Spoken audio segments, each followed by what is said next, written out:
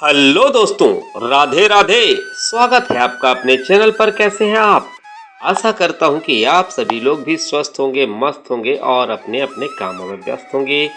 तो दोस्तों, लेकर आए हूं फिर से एक नई जानकारी। चलते हैं जानकारी की तरफ। 400 साल तक बर्फ में दबे रहे केदारनाथ धाम के 10 रहस्य जानते हैं इस जानकारी के तहत। भारतीय राज्य उत्तराखंड में गिरिराज हिमालय की केदार नामक चोटी पर स्थित देश के 12 ज्योतिर्लिंगों में से एक सर्वोच्च केदारेश्वर ज्योतिर्लिंग का मंदिर। इस संपूर्ण क्षेत्र को केदारनाथ धाम के नाम से जाना जाता है। यह स्थान छोटा 4 धाम में से एक है। केदारनाथ धाम और मंदिर के संबंध में कई कथाएं जुड़ी हुई हैं। आइए जानते हैं इस संबंध में 10 रहस्यमयी जानकारी। पहला, शिवलिंग उत्पत्ति का रहस्य। पुराण कथा अनुसार हिमालय पर्वत के केदार सुरंग पर भगवान विष्णु के अवतार महातपस्वी नर और नारायण ऋषि तपस्या करते थे। उनकी आराधना से प्रसन्न होकर भगवान शंकर प्रकट हुए और उनके प्रार्थना अनुसार ज्योतिर्लिंग के रूप में सदा वास करने का वरदान प्रदान किया। यह स्थल केदारनाथ पर्वतराज हिमालय के केदार नामक सुरंग पर अवस्थित है। केदार घाटी में 2 पहाड़ हैं, नर और नारायण पर्वत। विष्णु के 24 अवतारों में से एक नर और नारायण ऋषि की यह तपोभूमि है। दूसरी ओर बद्रीनाथ धाम है, जहां भगवान विष्णु विश्राम करते हैं। कहते हैं कि सतयुग में बद्रीनाथ धाम की स्थापना नारायण ने की थी। इसी आशय को शिव पुराण के कोटि रुद्र संहिता में व्यक्त किया गया है। दूसरा, पांडव कथा।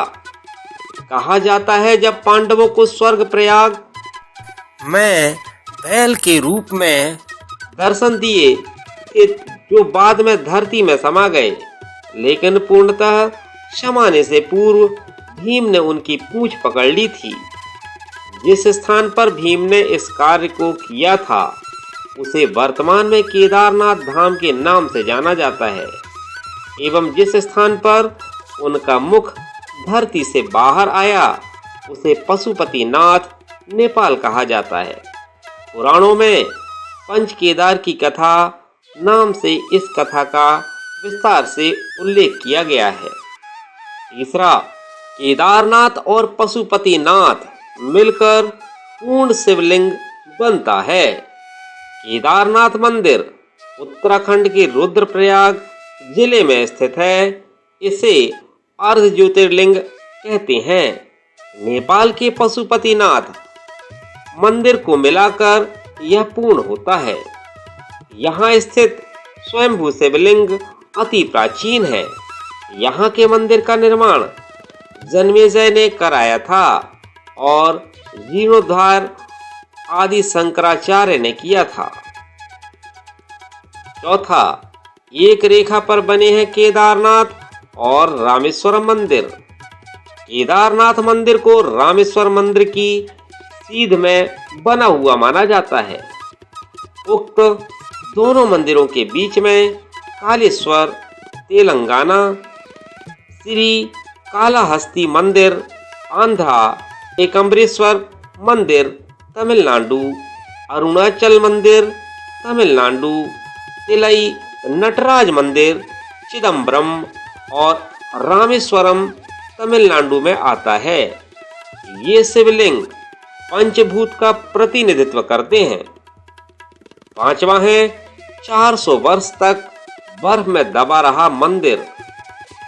वर्तमान में स्थित केदारेश्वर मंदिर के पीछे सर्वप्रथम पांडवों ने मंदिर बनवाया था, लेकिन वक्त के थपेड़ों की मार के चलते यह मंदिर लुप्त हो गया।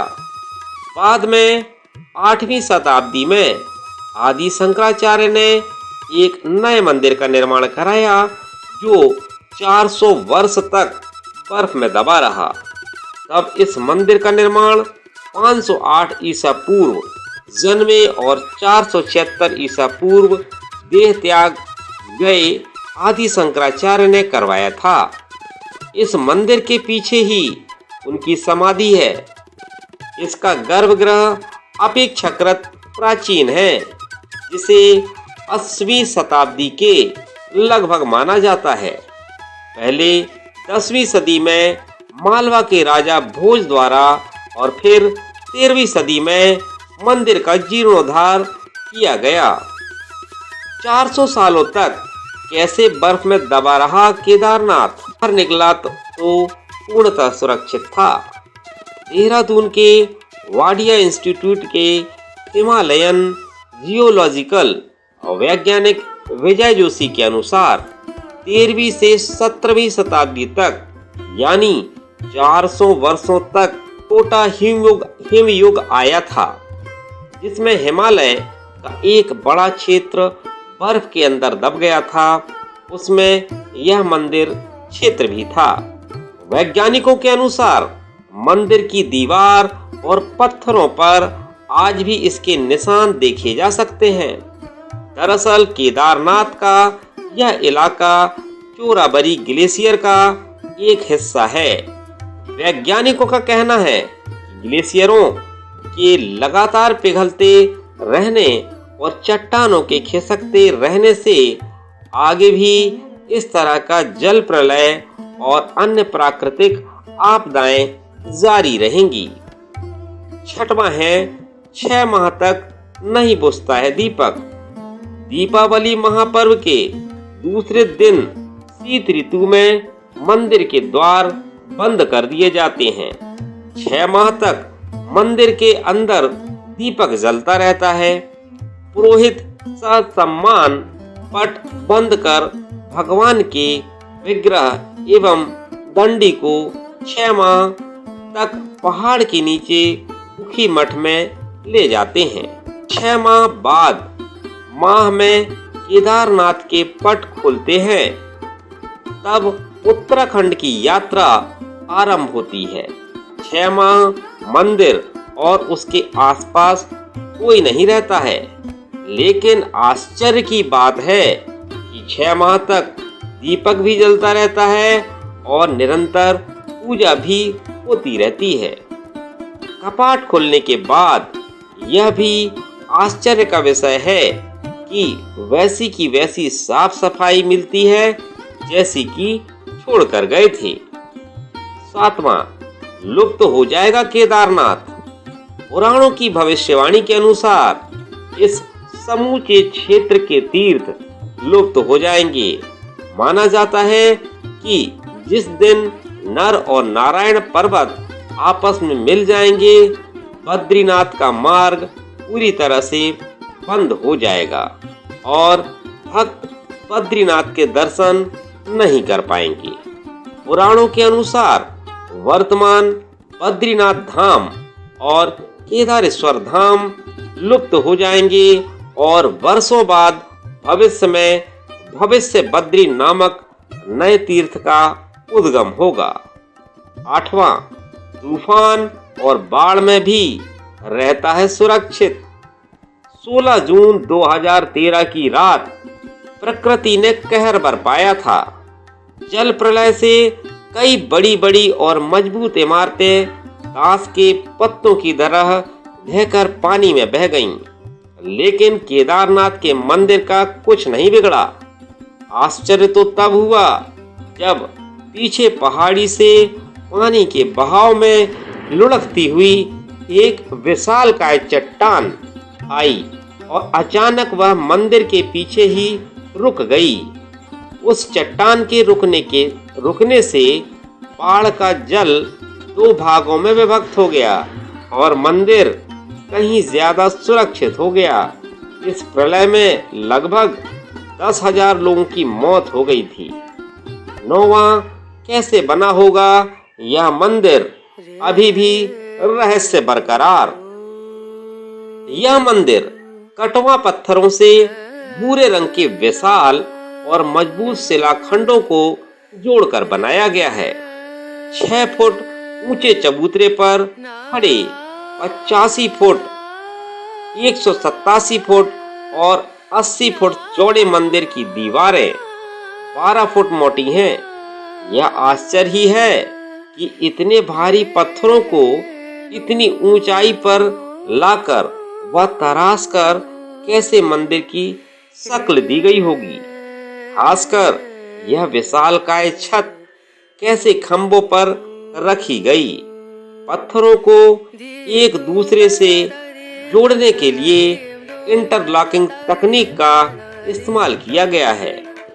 10वां, निरंतर बदलती रहती है यहाँ की प्रकृति। केदारनाथ धाम में एक तरफ करीब 22,000 फुट ऊंचा केदार, दूसरी तरफ 21,600 फुट ऊंचा खर्च कुंड और तीसरी तरफ 22,700 फुट ऊंचा भरत कुंड का पहाड़ है। न सिर्फ 3 पहाड़ बल्कि 5 नदियों का संगम भी यहाँ है।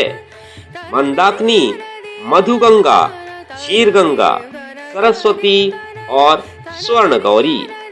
इन नदियों में अलकनंदा की सहायक मंदाकिनी आज भी मौजूद है। इसी के किनारे है केदारेश्वर धाम। यहाँ सर्दियों में भारी बर्फ और बारिश में जबरदस्त पानी रहता है। यहाँ कब बादल फट जाए और कब बाढ़ आ जाए कोई नहीं जानता। तो दोस्तों, कैसी लगी आपको जानकारी?